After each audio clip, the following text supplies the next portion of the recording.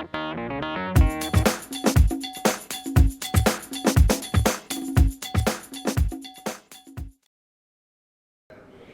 guys, it's Maymay, and I am at my mom's house today for Memorial Day.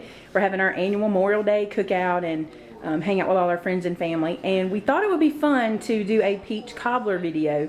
This is big in the South. If you don't know about peach cobbler, this is a good way to get introduced to it. And Mom is going to be doing her recipe, which is kind of an old favorite that she's kind of tweaked for herself. And we call this cobbler in a jiffy. So my mother, her name is Edna, she's going to go over the ingredients that she needs and just tell you how to get started. Okay, first you get 4 cups of fresh peaches sliced. If you can't have fresh peaches, that's fine. Just use 4 cups of canned peaches, but make sure you drain the peach juice off and set it aside, all right? Then you will butter a baking dish. This is like a 13 by 12, I think, I'm not sure, but it's just a baking dish. 13 by 9. 13 by 9. And you will butter that, 1 cup of flour, 1 cup of sugar, 1 stick of melted butter, 1 egg beaten, 1 teaspoon of cinnamon, 1 teaspoon of nutmeg, and 2 teaspoons of lemon juice. Fresh lemon is best, but this is real lemon, and you can get that in a bottle and use that. 2 teaspoons. Preheat your oven to 375. Now, I like to take 2 packets of Splenda, because that's my favorite sweetener. But could you use any, like if you like something different? You can use sugar. Use maybe a teaspoon of sugar. I just like to freshen my peaches a little bit, make them a little sweeter with a couple of packs of Splenda. You can use sugar, or you can just not use anything. Some people don't. I do. If they're sweet, these are really fresh, first Really of the season fresh. peaches, so you need something. If you use canned peaches, you certainly don't use them because they're usually in that juice. And you just kind of mix that together. The next thing you do is take your cup of flour and you put it into a mixing bowl. Bring that over here so I can see you good. Okay. And then you take your cup of sugar into a mixing bowl. Then you take your 1 egg beaten into the mixing bowl. And all you want to do with this is you're just going to stir it up, and it's going to kind of make a We're just combining it? Cornmeal. Yeah, you just combine it and stir it, and it just makes like a cornmeal topping. It doesn't even have to be, it's not smooth. It's This is the topping? This is what you're going to make. This is your delicious crust. Cool. Can you tell I've never made it? I've only ever eaten it. It's good. It's good. And you mix that together. All right. Cool, like a crumble without the oats and stuff.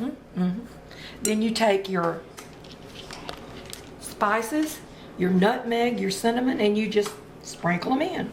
Stir that in. Simple enough. Take your lemon juice, and you're going to put a couple of teaspoons. Whoops! It's all right, you need a couple. Doesn't matter. This just gives it a really good flavor. And then you simply take your peaches and pour them into your greased casserole dish. This is where it comes really, really simple. Bring that over here so we can see you. Crumbled mixture, and you just take it and sprinkle it over your peaches. I just pour mine in and then I just rub it around. Real simple, real quick. This is a very, very quick, easy cobbler. Then you simply take your melted butter and you drizzle it over the top. Just like this. That's all the ingredients? That's pretty easy. That's it.